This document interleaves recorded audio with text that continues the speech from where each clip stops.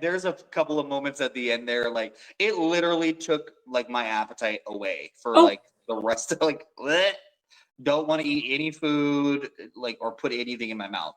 Dude, like no spoilers, but I was eating like a noodle dish and I was just no. and I'm done.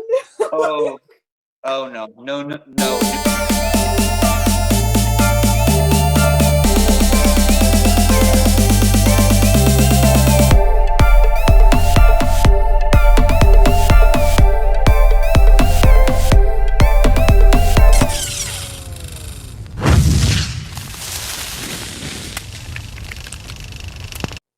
Hello, everyone. Welcome to Lost in the Real. My name is Sean.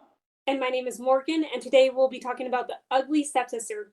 I know, directed by Emily Blushfield and co-written by her. And it is the Cinderella story focused on one of the ugly stepsisters that we all know of.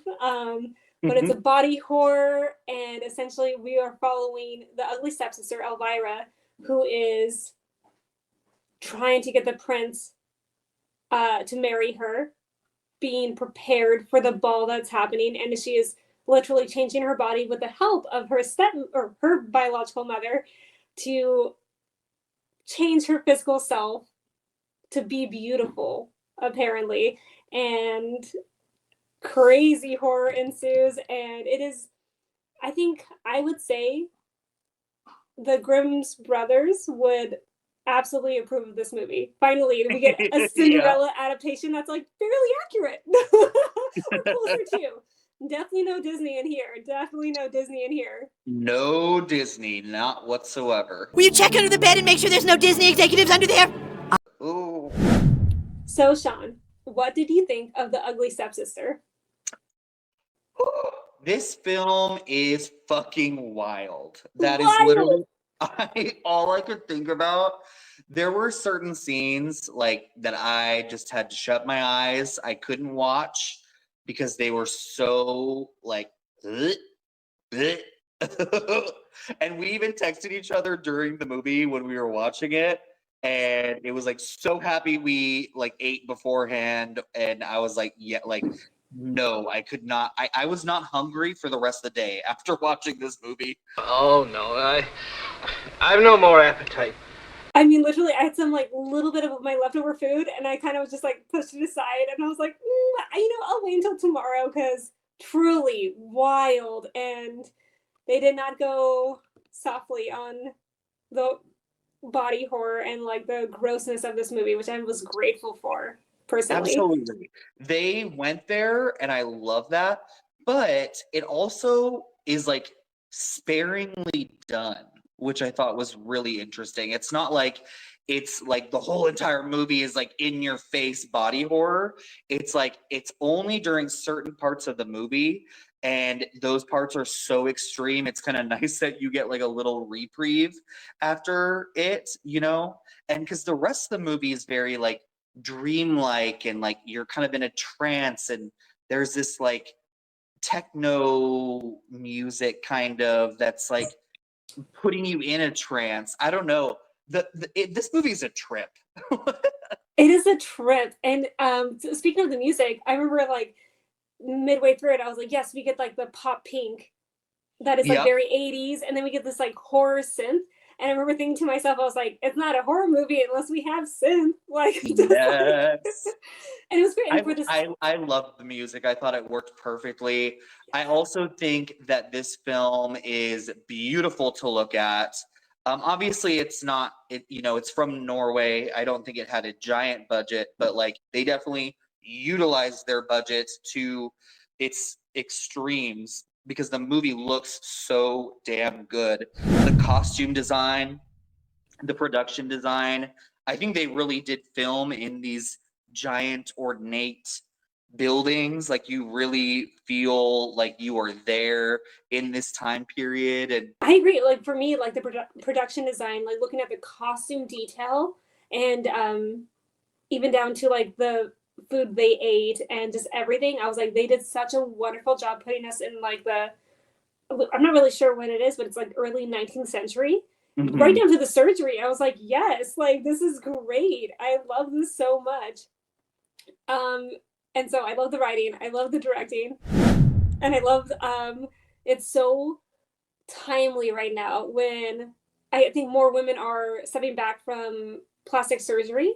I think it's Mm. before it was very prevalent due to social media, but for this to come out and like we see the kind of the horrors of plastic surgery during this century and the Yeah. struggle of it, like it's just like I as a woman, where plastic surgery is kind of pushed on us more because we're supposed to be youthful and forever. It was great. It was so refreshing to see this gore of the side of surgery and beauty. Yeah. And I like their point about like, what is the difference between outwards beauty versus inside beauty. I thought they played really well into that. The whole time I kept thinking, I was like, obviously the substance was like a huge deal last year, right? Mm-hmm. And it talked about beauty standards. And I think this movie is a really great like companion piece to the substance. It's doing something completely different with body horror. It's not like sci-fi-ish. It's much more like grounded body horror, I guess you could say, but Mm-hmm. from the 19th century.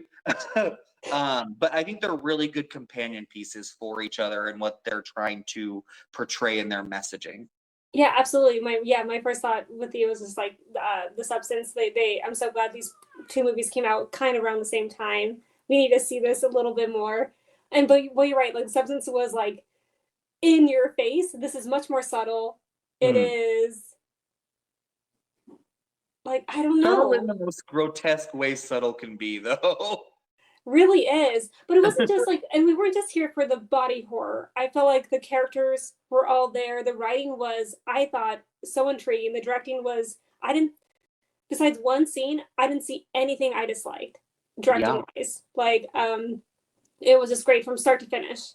Yeah, I've never seen this director's work before, but I was very captivated by the directing style, and I kind of said like that it's like very dreamlike, and it kind of takes you to this otherworldly place, and it felt like a fantasy land, but at the same time it felt grounded and dark and gritty and dirty.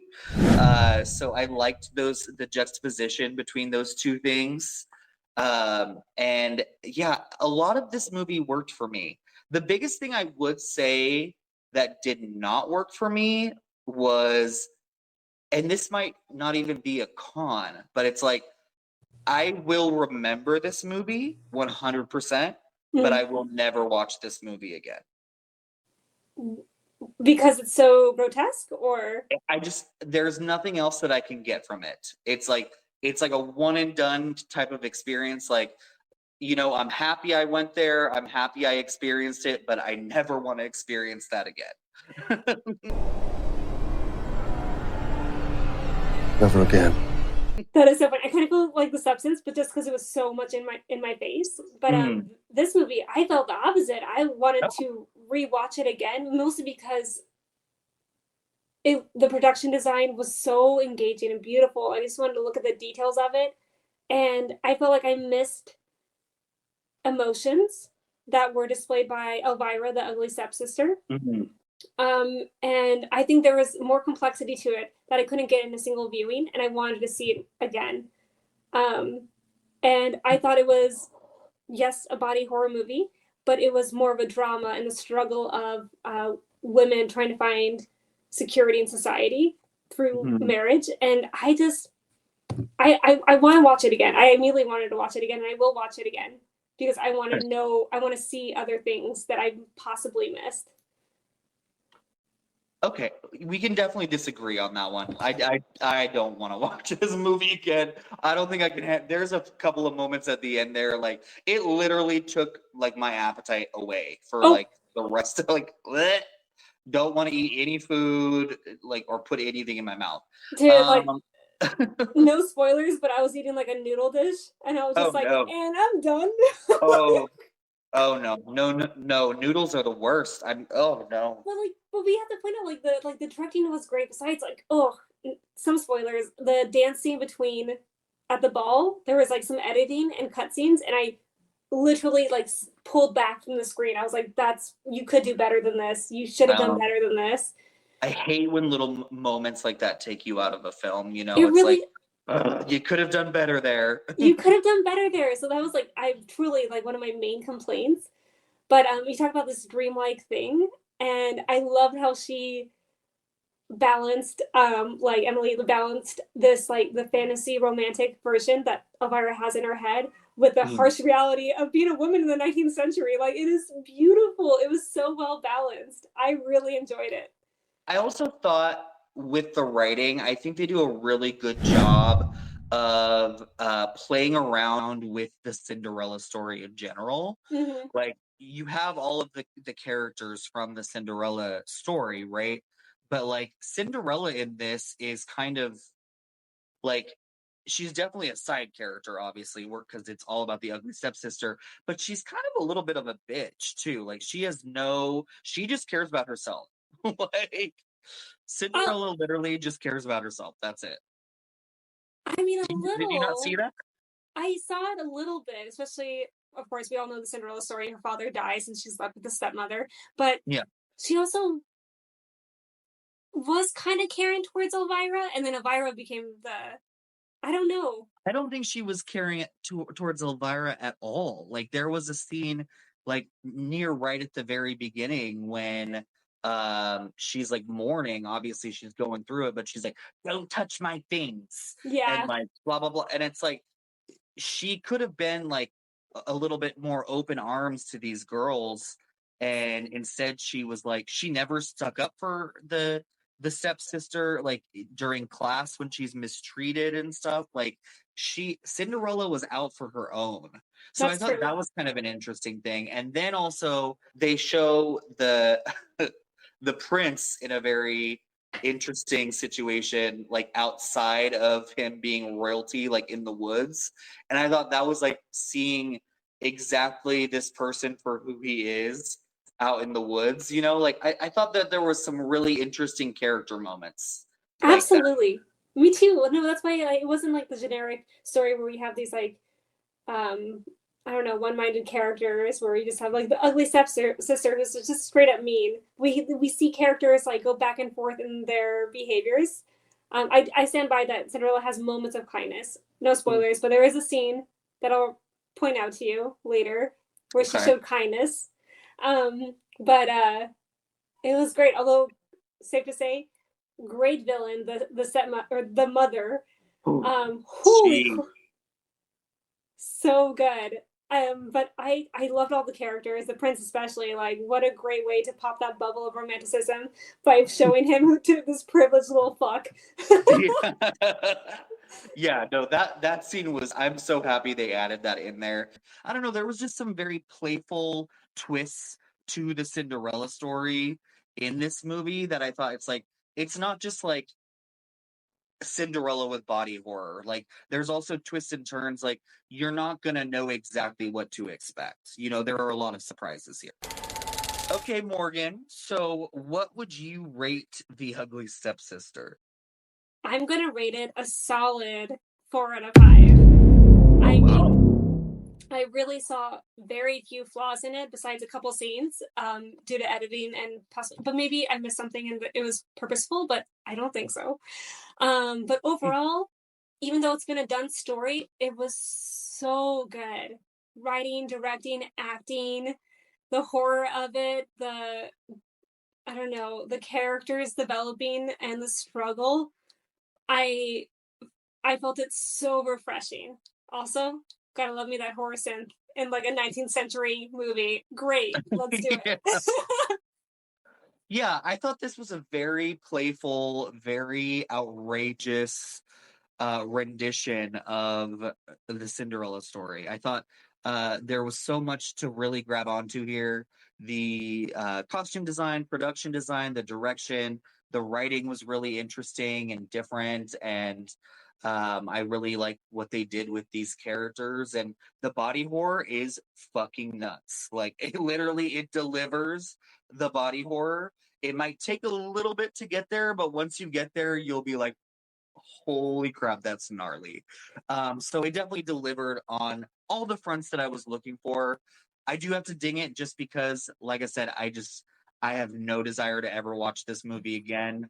I think I got everything out of it that I needed to. So for me, it is a 3.5, but it is a strong 3.5.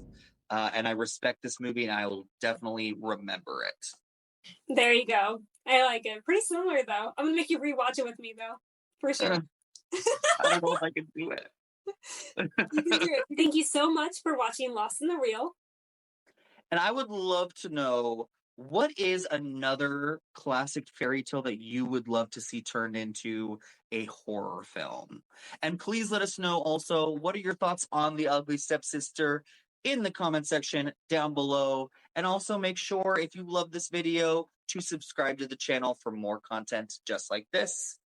And thank you so much. We'll see you next time, friends. Bye. Bye, guys. Take care.